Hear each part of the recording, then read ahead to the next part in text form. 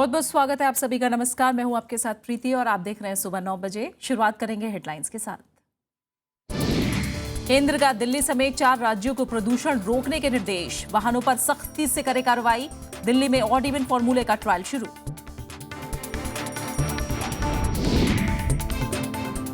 Chhattisgarh tape मामले में चुनाव आयोग ने दिए जांच के आदेश, मुख्य सचिव से 7 जनवरी तक मांगी रिपोर्ट।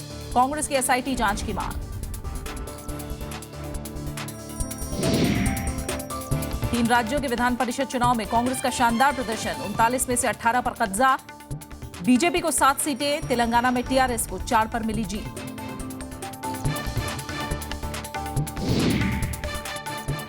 पाकिस्तानी प्रधानमंत्री ने भारत पाक रिश्तों में सुधार की जताई उम्मीद, कहा बैर दूर करने का सही वक्त, सद्भावना का भरोसा। दुनिया भर में नए साल के स्वागत की तैयारियां, राजधानी दिल्ली समेत सभी बड़े शहरों में सुरक्षा के पुख्ता इंतजाम। आतंकी हमले की आशंका के मद्देनजर ब्रसेल्स में नए साल का जश्न नहीं।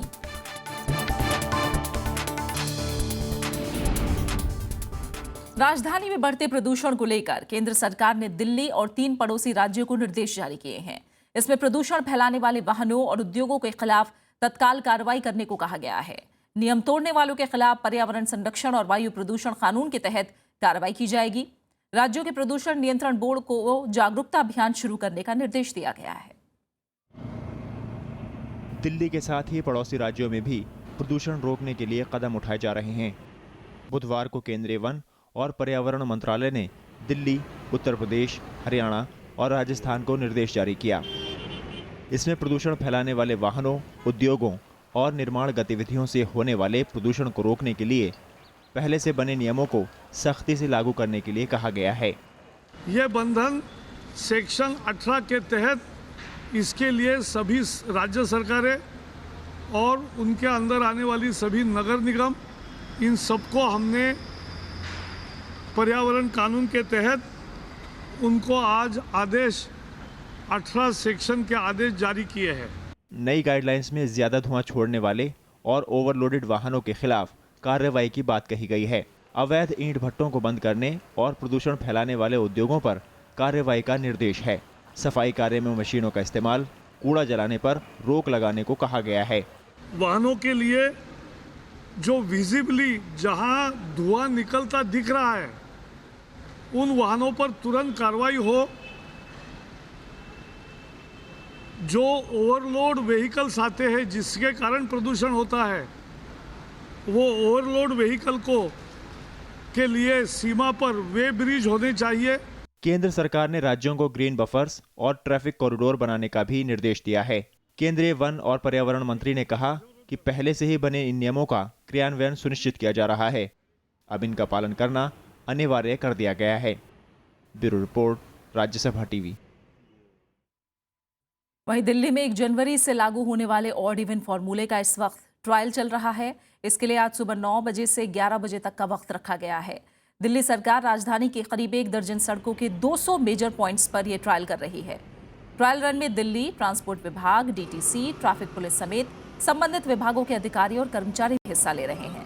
सड़कों पर सिविल डिफेंस, एनएसएस और एनसीसी के वॉलंटियर्स को भी तैनात किया गया है, जो रेड लाइटों पर नियम की अवहेलना करने वाले वाहन चालकों को समझाने के साथ ट्रैफिक पुलिस के यातायात संभालने में भी मदद करते दिखाई दे रहे हैं। ट्रायल के दौरान नियम को लागू करने में आने वाली परेशानियों पर विचार किया जाएगा। संबंधित विभागों के अधिकारी वाहनों को कैसे रोका जाए, किस तरह से चालान किया जाए, इस पर भी विचार विमर्श करेंगे। प्रदूषण से निपटने के लिए बने इस फॉर्मूले को 1 जनवरी से लागू होना है, लेकिन अभी भी कई मामले अदालती दांवपेच में फंसे हैं। दिल्ली हाईकोर्ट ने राज्य सरकार से पूछा है कि महिलाओं और 2 व्हीलर्स को ऑड इवन से अलग क्यों रखा गया है। इस बीच स्कूली बसों को सड़कों पर उतारने के विरोध में निजी स्कूलों ने भी अदालत का दरवाजा खटखटाया है। निजी स्कूल अपनी बसों को सड़कों पर उतारने का विरोध कर रहे हैं। मामले की अगली सुनवाई 6 जनवरी को होगी। कोर्ट ने आज ये कहा कि जिन लोगों ने वॉलंटरीली अपनी बसें दे दी हैं उनको तो ठीक है, बाकी अब सरकार किसी के ऊपर दबाव नहीं डालेगी कि आप अपनी बस दें और ना ही किसी प्रकार का कोई एक्शन लेगी। दिल्ली में एक खस्ताहाल सार्वजनिक परिवहन व्यवस्था प्रदूषण और जाम के लिए जिम्मेदार है। दशकों पहले राजधानी में शुरू हुई रिंग रेल सेवा का विस्तार मेट्रो की तरह किया गया होता तो दिल्ली में सम विषम फॉर्मूला लागू करने की जरूरत नहीं पड़ती। देखिए राज्यसभा टीवी की खास पड़ताल। दिल्ली के लोगों को शायद ये मालूम नहीं होगा कि मुंबई की तर्ज पे दिल्ली में भी लोकल ट्रेन चलती है, लेकिन जहां मुंबई की लोकल वहां की लाइफलाइन मानी जाती है, वहीं दिल्ली की लोकल आज भी लोगों के बीच अपनी जगह नहीं बना पाई है। हम जानेंगे आज इसका सफ़र करके कि 1982 से आज तक ये लोगों के बीच क्यों नहीं पहुंच पाई है।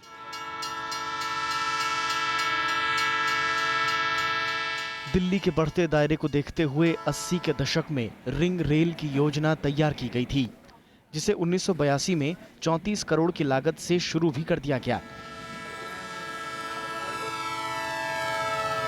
ये सेवा हजरत निजामुद्दीन रेलवे स्टेशन से शुरू होती है और 35 किलोमीटर की दूरी तय कर वापस यहीं खत्म हो जाती है। लेकिन प्रचार प्रसार में कमी और फीडर बसों के न होने से ये फ्लॉप साबित हो रही है। रिंग रेलवे के स्टेशन है, उसके अंदर उसके साइडों में अनऑथराइज ऑक्यूपेशन बहुत है। इन स्टेशनों पे जो सर्कुलर बनाया है सिस्टम, उसमें रोड की कनेक्टिविटी नहीं है। वो कनेक्टिविटी ना होने से कारण भी ये इतनी सक्सेसफुल नहीं हुई है। 2500 की क्षमता वाली ट्रेन में 250 मुसाफिर बमुश्किल सफर करते हैं। एक तो लोकल गाड़ी हमारी यहाँ पे बहुत कम है, दूसरी गाड़ियों का क्या टाइम टेबल करेक्ट नहीं है, क्योंकि फ्रीक्वेंसी बहुत कम है। इसमें कोई सुरक्षा नहीं है ना महिलाओं की, इसलिए लेडीज कम चलते हैं इसमें। अब केंद्र और दिल्ली सरकार इसके नवीनीकरण में जुटी हुई है। तो मैंने केंद्र सरकार को मैंने वादा किया है कि लास्ट माइल कनेक्टिविटी की जिम्मेदारी हमारी है, उस रूट को रिवाइव करके और मॉडर्न ट्रेनें उस पर चलाई जाएं। और रेल मंत्री जी ने भी इस बात को स्वीकार किया और उन्होंने आश्वासन दिया कि हम इस पर काम करेंगे। उन्होंने डायरेक्शन भी दिया है। दम तोड़ती रिंग रेल सेवा के खस्ता हाल पर सवाल कई हैं, जिन्हें अब तलाशने की सख्त जरूरत है। विपिन चौहान, राज्यसभा टीवी। डीडीसीए ने मुख्यमंत्री अरविंद केजरीवाल और कीर्ति आजाद के खिलाफ मानहानि का मामला दर्ज कराने का ऐलान किया है। इससे पहले आम आदमी पार्टी ने फिर से वित्त मंत्री अरुण जेटली पर पद के दुरुपयोग का आरोप लगाया। उधर कीर्ति आजाद ने डीडीसीए विवाद में कांग्रेस नेताओं को भी शामिल कर लिया। दिल्ली और जिला क्रिकेट संघ यानी डीडीसीए के पदाधिकारियों ने बुधवार को प्रेस कॉन्फ्रेंस कर सभी आरोपों को सिरे से खारिज किया। डीडीसीए के कार्यवाहक अध्यक्ष चेतन चौहान ने कहा कि 3 एजेंसियां डीडीसीए विवाद की जांच कर रही हैं, इसलिए नई जांच की जरूरत नहीं है। The charges which have been levied, especially the charges which are grave, sensitive and serious, we will definitely get them examined by our legal experts, and if there is prima facie any case for defamation or for any criminal conspiracy, we will definitely take action. इससे पहले आम आदमी party ने भी press conference कर 2 चिट्ठियां सार्वजनिक की। पार्टी ने आरोप लगाया कि ये चिट्ठियां जांच बंद कराने के लिए अरुण जेटली ने दिल्ली पुलिस को लिखी थी। जब वो विपक्ष में थे तब डीडीसीए भ्रष्टाचार घोटाले की जांच ना हो, ये उन्होंने इंश्योर कराने की कोशिश की है। आज वो देश के वित्त मंत्री हैं, दिल्ली पुलिस सीधे केंद्र सरकार के अंडर में आती है। वैसी स्थिति में वो क्या कर सकते हैं, आप इस बारे में सोच सकते हो, समझ सकते हैं। बीजेपी से निलंबित सांसद कीर्ति आजाद ने कांग्रेसी नेताओं को भी कटघरे में खड़ा किया। मिनिस्ट्री ऑफ कॉर्पोरेट अफेयर्स के जो सदस्य थे, गवर्नमेंट नॉमिनी थे, यूथ अफेयर एंड स्पोर्ट्स के थे, अर्बन डेवलपमेंट के थे, और ये तीनों कांग्रेस के थे। लोगों ने मिलके इस एसएफआई रिपोर्ट को वाटर डाउन कर दिया। हालांकि वित्त मंत्री अरुण जेटली शुरू से ही इन आरोपों को खारिज करते रहे हैं। बीजेपी का भी कहना है कि वित्त मंत्री बेदाग हैं। अनु दीवान, राज्यसभा टीवी। सीपीएम के पूर्ण अधिवेशन का आज आखिरी दिन है। सीपीएम ने तय किया है कि वो पार्टी के भीतर आंतरिक लोकतंत्र को बढ़ाएगी। अधिवेशन के चौथे दिन इस मुद्दे पर सबसे ज्यादा चर्चा हुई।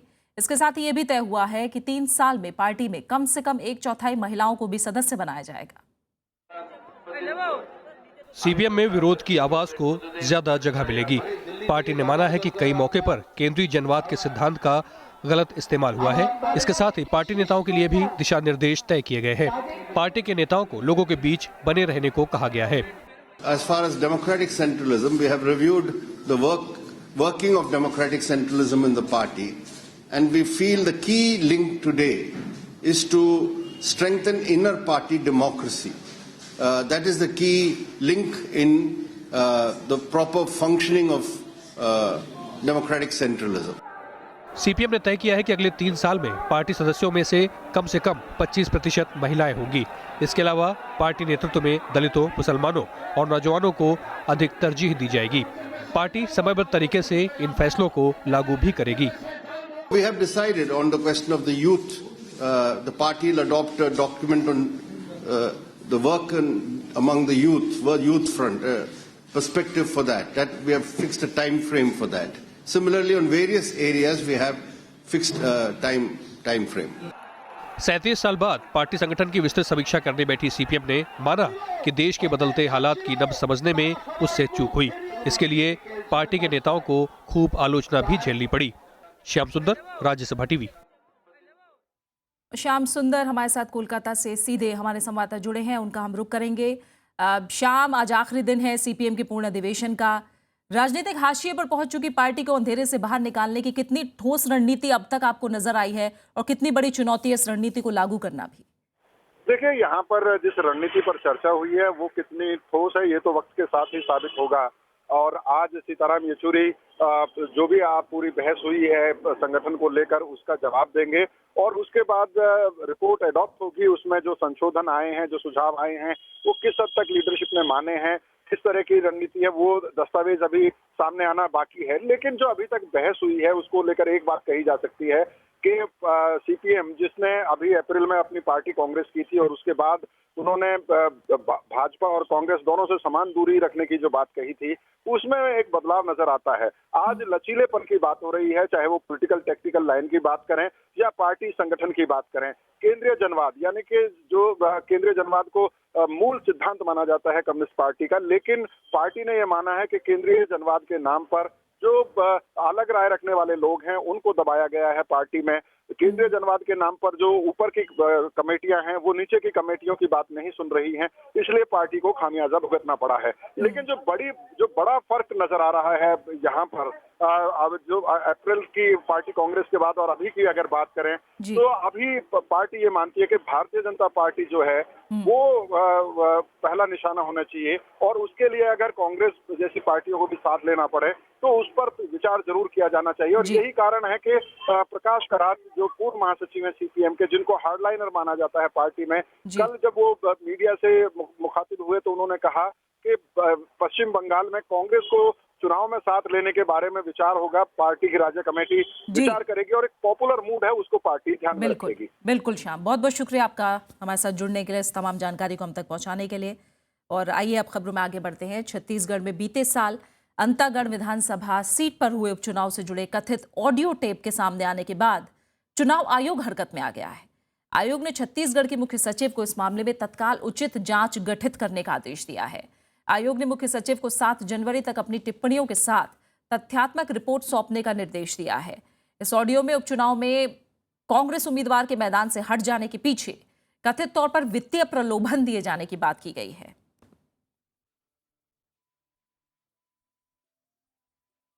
वहीं इस मामले पर राजनीति गर्मा गई है। इंडियन एक्सप्रेस में छपी खबर के मुताबिक कांग्रेस प्रत्याशी को हटाने के लिए मुख्यमंत्री रमन सिंह के परिजनों और पूर्व मुख्यमंत्री अजीत जोगी और उनके बेटे अमित जोगी के बीच डील हुई थी। कांग्रेस ने अमित जोगी से स्पष्टीकरण मांगा है। रमन सिंह ने इसे कांग्रेस के अंदरूनी उठापटक बताया। रायपुर में बुधवार को कांग्रेस कार्यकर्ता बीजेपी सरकार के खिलाफ सड़कों पर उतरे। ये विरोध इंडियन एक्सप्रेस की खबर के बाद हुआ।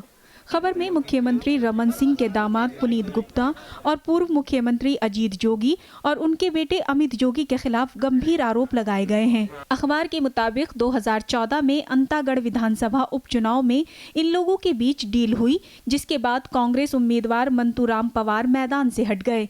अजीत जोगी ने अखबार के खिलाफ मुकदमा करने की बात कही है। 1-2 दिनों में अवमानना का दावा मेरी ओर से और अमित जोगी दोनों की ओर से इस पेपर के ऊपर दायर होगा, क्योंकि ये पूरा झूठा और एक षड्यंत्र है, पूर्णतः निराधार है। जिस ऑडियो रिकॉर्डिंग की बात करी जा रही है वो पूर्णतः डॉक्टर्ड है, फैब्रिकेटेड है, उसकी कोई एविडेंशियरी वैल्यू नहीं है। खबर के सामने आने के बाद कांग्रेस ने अमित जोगी को नोटिस भेजकर जवाब मांगा है। पार्टी ने सुप्रीम कोर्ट के मौजूदा जज की निगरानी में एसआईटी से जांच कराने की मांग की है। हम बेझिझक होकर ये मांग करते हैं कि डॉक्टर रमन सिंह और अन्य सब नेताओं, सब पार्टियों के, उनकी भूमिका की सुप्रीम कोर्ट के सिटिंग न्यायाधीश के द्वारा जांच हो, और जब तक ये जांच पूरी नहीं हो जाती तब तक डॉक्टर रमन सिंह को पदमुक्त किया जाना चाहिए। मुख्यमंत्री रमन सिंह पूरे मामले को कांग्रेस की अंदरूनी राजनीति से जोड़ रहे हैं। ये यदि कांग्रेस का आंतरिक गुटबाजी का नतीजा है और इस नतीजे के रूप में जबरदस्ती भारतीय जनता पार्टी को जोड़ने का काम कर रहे हैं। कांग्रेस को हर चीज में भारतीय जनता पार्टी की भूमिका दिखती है और स्पष्ट रूप से सभी ने इस बात का खंडन भी किया है। कांग्रेस ने पूरे मामले पर राज्य इकाई से रिपोर्ट भी मांगी है। Bureau report, Rajya Sabha TV. 3 राज्यों में हुए विधान परिषद चुनाव में कांग्रेस ने शानदार प्रदर्शन किया है। खासतौर से कर्नाटक के नतीजे कांग्रेस के लिए बड़ी राहत लेकर आए हैं। कुल 75 में से 25 सीटों के लिए हुए चुनाव में कांग्रेस को 13 पर जीत मिली, जबकि बीजेपी को 6, जेडीएस को 4 और अन्य को 2 सीटें हासिल हुई हैं। मुख्यमंत्री सिद्धरमैया ने इसे जनता के बीच कांग्रेस की बढ़ती लोकप्रियता करार दिया है। कर्नाटक में विधान परिषद की 1/3 सीटों के लिए हुए चुनाव में नतीजों से कांग्रेस उत्साहित है। विधान परिषद में कांग्रेस की स्थिति पहले से मजबूत हुई है। मुख्यमंत्री सिद्धरमैया के गृह जिले मैसूर से लेकर बेंगलुरु में कांग्रेस के नेताओं की जीत हुई है। बीजेपी के बागी और पूर्व मंत्री बीआर पाटिल ने बीजापुर को बीजेपी से छीन लिया है। कांग्रेस नतीजों से उत्साहित है। बीजेपी खासतौर नरेंद्र मोदी प्रधानमंत्री होने के बाद देश में बहुत उम्मीद थे कुछ करेंगे, और दक्षिण भारत में खासतौर बीजेपी कर्नाटक में है। उधर भारतीय जनता पार्टी के लोग हंगामा और आपस में लड़ाई करवाने का छोड़िए कुछ नहीं कर रहा था। इसलिए जो विचारधारा कांग्रेस का और सोनिया जी का और राहुल जी का है, इसको लेके चुने हुए लोगों ने कांग्रेस का जो विधान परिषद के सदस्य उम्मीदवार थे, इसको भारी संख्या में जिताया है। बीजेपी को पूर्व मुख्यमंत्री बीएस येदियुरप्पा के गढ़ शिवमोगा में हार का मुंह देखना पड़ा। कांग्रेस नेता मल्लिकार्जुन खड़गे के प्रभाव वाले इलाके में भी कांग्रेस ने जेडीएस को पछाड़ दिया है। बीजेपी के साथ साथ जेडीएस को भी इन 25 सीटों के लिए हुए चुनाव में नुकसान उठाना पड़ा है। 75 सदस्यीय विधान परिषद में अभी बीजेपी के सबसे ज्यादा 31 सदस्य हैं, जबकि कांग्रेस के सदस्यों की संख्या 28 है। हालांकि 27 दिसंबर को हुए मतदान में कांग्रेस के पास 12, बीजेपी के पास 7 और जेडीएस के पास 5 सीटें थी, जबकि एक पर निर्दलीय का कब्जा था। Bureau report, Rajya Sabha TV. वहीं महाराष्ट्र में मुख्य पार्टियां विधान परिषद की 8 सीटों पर हुए चुनाव में अपनी अपनी ताकत बरकरार रखने में कामयाब रही हैं। कल जारी नतीजों में कांग्रेस ने 3, शिवसेना ने 2 सीटों पर जीत हासिल की है। वहीं एनसीपी और बीजेपी को 1-1 सीट पर कामयाबी मिली है। 1 सीट पर निर्दलीय उम्मीदवार विजयी हुआ है। कांग्रेस को मुंबई की 3 सीटों में से 1 पर जीत मिली। इसके अलावा कांग्रेस धुले, नंदुरबार और कोल्हापुर सीट जीतने में सफल रही।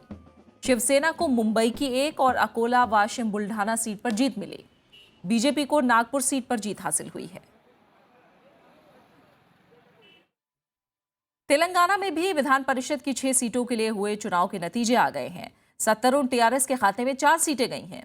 पार्टी ने रंगारेड्डी जिले की 2 सीट, महबूबनगर और खम्मम जिले की 1-1 सीट पर जीत हासिल की है। वहीं विपक्षी पार्टी कांग्रेस ने महबूबनगर और नालगोंडा सीट पर जीत हासिल की है। तेलंगाना विधान परिषद के लिए 12 सीटों के लिए अधिसूचना जारी की गई थी। 6 सीटों पर टीआरएस के उम्मीदवार निर्विरोध निर्वाचित हो चुके हैं।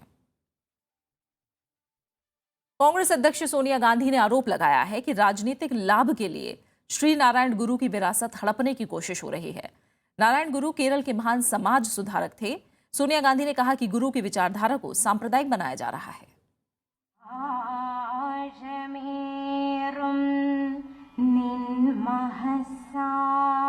कांग्रेस अध्यक्ष सोनिया गांधी ने बुधवार को केरल के शिवागिरी मठ में सालाना तीर्थ यात्रा की शुरुआत की। उन्होंने कहा कि कुछ राजनीतिक ताकतें श्री नारायण गुरु की विचारधारा पर कब्जा करना चाहती हैं। गुरु की विरासत से इससे बड़ा विश्वासघात नहीं हो सकता। I believe that there can be no greater betrayal of Sri Narayana Guru than the attempts being made to capture his legacy by communal ideologies and individuals, his political power by spreading prejudice, bigotry, and by dividing our diverse society. Sonia Gandhi ने कहा कि नारायण गुरु सभी मजहबों का सम्मान करते थे। गुरु ने अपने अनुयायियों को भी यही शिक्षा दी। Caste discrimination and oppression still exist, and we are still much work to do to ensure full gender equality. दरअसल अगले साल केरल में विधानसभा चुनाव हैं। राज्य में ईरावा समुदाय की तादाद अच्छी खासी है। इनके लिए शिवागिरी मठ बड़ा तीर्थ स्थान है। समुदाय के संगठन श्री नारायण धर्म परिपालन योगम का बीजेपी के साथ गठबंधन है। 15 दिसंबर को प्रधानमंत्री नरेंद्र मोदी ने भी शिवागिरी मठ का दौरा किया था। Bureau report, Rajya Sabha TV.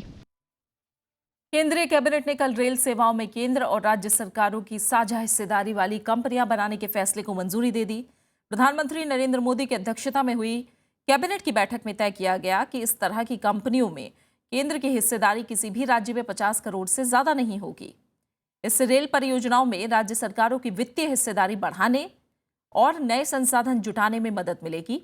इसके अलावा म्यांमार में हाईवे परियोजना से जुड़े करीब 70 पुल बनाने, ऑस्ट्रेलिया के साथ परमाणु सहयोग बढ़ाने और मालदीव के साथ टैक्स जानकारी साझा करने के करार और कनाडा के साथ हुए उच्च शिक्षा समझौते को भी कैबिनेट की मंजूरी मिल गई है। प्रधानमंत्री नरेंद्र मोदी ने राज्यों में सड़क, रेलवे, मेट्रो, पावर और फूड प्रोसेसिंग सेक्टर से जुड़े प्रमुख इंफ्रास्ट्रक्चर प्रोजेक्ट के निर्माण की गति तेज करने के लिए कहा है। प्रगति की 8वीं बैठक में उन्होंने हैदराबाद मेट्रो रेल प्रोजेक्ट को जल्द से जल्द पूरा करने का निर्देश दिया। साथ ही प्रोजेक्ट की गुणवत्ता का भी ख्याल रखने के लिए कहा। प्रधानमंत्री ने eastern dedicated front corridor, Delhi Haryana Uttar Pradesh eastern peripheral highway के साथ फूड पार्क स्कीम की प्रगति की भी समीक्षा की। बैठक में नरेंद्र मोदी ने हरियाणा, उत्तर प्रदेश, बिहार, झारखंड, पश्चिम बंगाल, उड़ीसा, छत्तीसगढ़, महाराष्ट्र और तेलंगाना के बुनियादी ढांचे से जुड़े प्रोजेक्ट का जायजा लिया।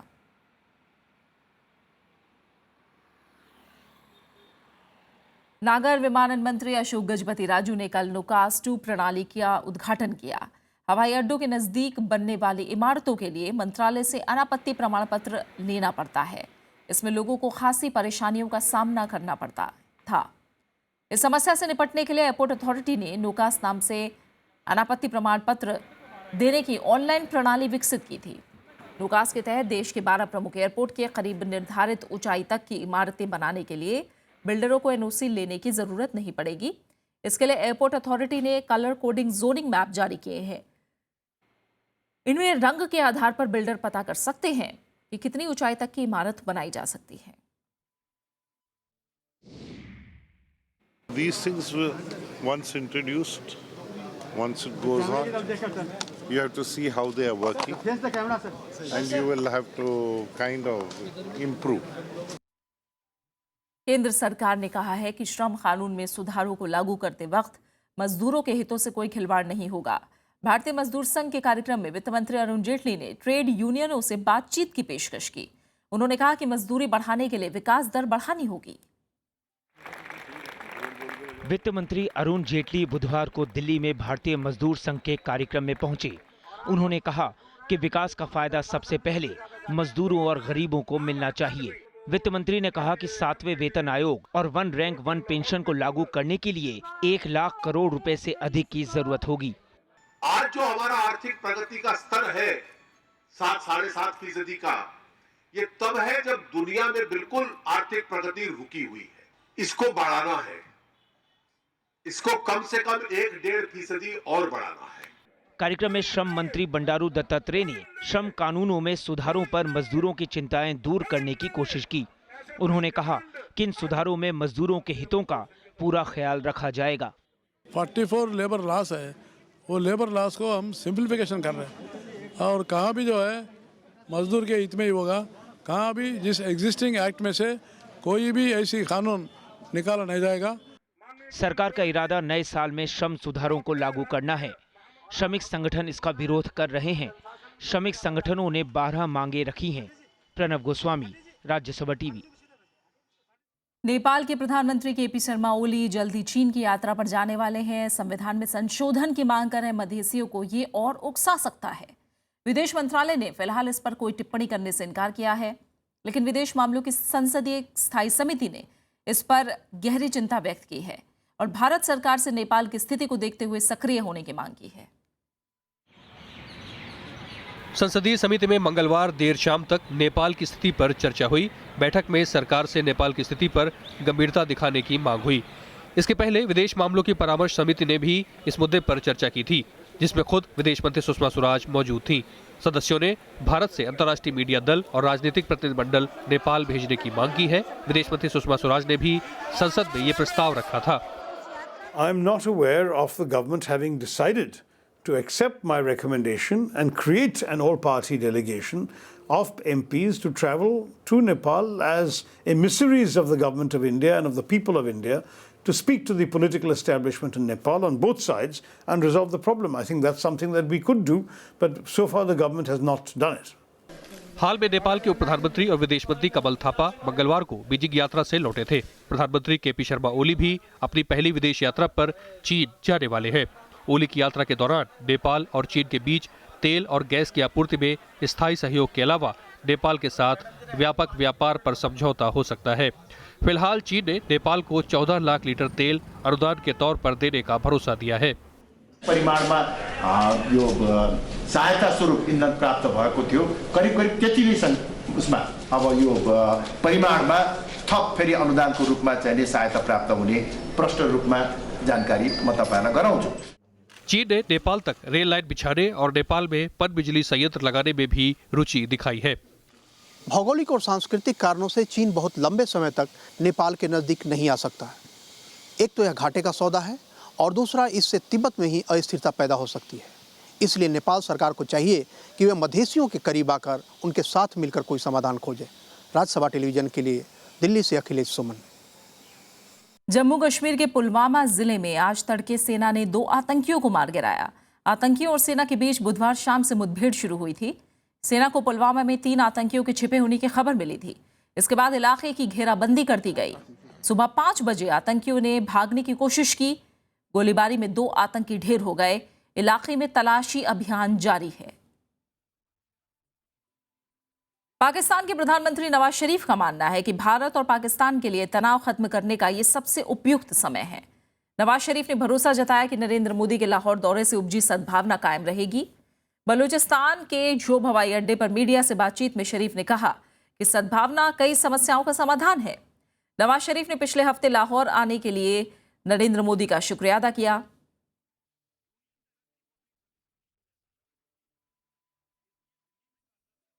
मराठी कवि मंगेश पडगांवकर का बुधवार को निधन हो गया। वो बीते कुछ दिनों से बीमार थे। 86 साल के पडगांवकर का जन्म महाराष्ट्र में सिंधुदुर्ग जिले में 10 मार्च 1929 को हुआ था। 1970 से 1990 तक उन्होंने यूएस इंफॉर्मेशन सर्विस में संपादक के रूप में काम किया। वो 2010 में दुबई में आयोजित दूसरे विश्व मराठी साहित्य सम्मेलन के अध्यक्ष थे। पडगांवकर को उनके काम के लिए पद्म भूषण, साहित्य अकादमी पुरस्कार और महाराष्ट्र भूषण पुरस्कार जैसे कई सम्मान मिल चुके हैं। उन्होंने 40 किताबें लिखी। इनमें से 31 को यूएस लाइब्रेरी ऑफ कांग्रेस में जगह मिली है। उन्होंने कबीर, सूरदास, शेक्सपियर और मीराबाई की रचनाओं का अनुवाद किया और 1965 में मीरा नाम से किताब लिखी। भारत समेत दुनिया भर में लोग नए साल के स्वागत के लिए तैयार हैं। जश्न के मद्देनजर देश में सुरक्षा के कड़े इंतजाम किए गए हैं। दिल्ली एनसीआर में भी जगह जगह सुरक्षा के बंदोबस्त किए गए हैं। नए साल का जश्न मनाने के लिए लोग अपनी पसंदीदा जगहों पर पहुंच चुके हैं। होटल, रेस्टोरों में भी सुरक्षा को लेकर काफी सतर्कता बरती जा रही है। लेकिन बेल्जियम की राजधानी ब्रसेल्स में आतंकी घटनाओं की आशंका के चलते नए साल के मौके पर होने वाली आतिशबाजी और समारोह रद्द कर दिए गए हैं। मंगलवार को बेल्जियम पुलिस ने नववर्ष समारोह के मौके पर हमले की साजिश रचने वाले 2 संदिग्धों को हिरासत में लिया। नवंबर में फ्रांस की राजधानी पेरिस में आतंकी हमले के बाद से बेल्जियम में सुरक्षा हाई अलर्ट पर है। और इसी के साथ फिलहाल इस बुलेटिन में इतना ही और आखिर में एक नजर हेडलाइंस पर। केंद्र का दिल्ली समेत 4 राज्यों को प्रदूषण रोकने के निर्देश। वाहनों पर सख्ती से करे कार्रवाई। दिल्ली में ऑड इवन फॉर्मूले का ट्रायल शुरू। छत्तीसगढ़ टेप मामले में चुनाव आयोग ने दिए जांच के आदेश। मुख्य सचिव से 7 जनवरी तक मांगी रिपोर्ट। कांग्रेस के एसआईटी जांच की मांग। 3 राज्यों के विधान परिषद चुनाव में कांग्रेस का शानदार प्रदर्शन। 39 में से 18 पर कब्जा। बीजेपी को 7 सीटें। तेलंगाना में टीआरएस को 4 पर मिली जीत। पाकिस्तानी प्रधानमंत्री ने भारत पाक रिश्तों में सुधार की जताई उम्मीद, कहा बैर दूर करने का सही वक्त, सद्भावना का भरोसा। और दुनिया भर में नए साल के स्वागत की तैयारियां, राजधानी दिल्ली समेत सभी बड़े शहरों में सुरक्षा के पुख्ता बंदोबस्त। आतंकी हमले की आशंका के मद्देनजर ब्रसेल्स में नए साल का जश्न नहीं।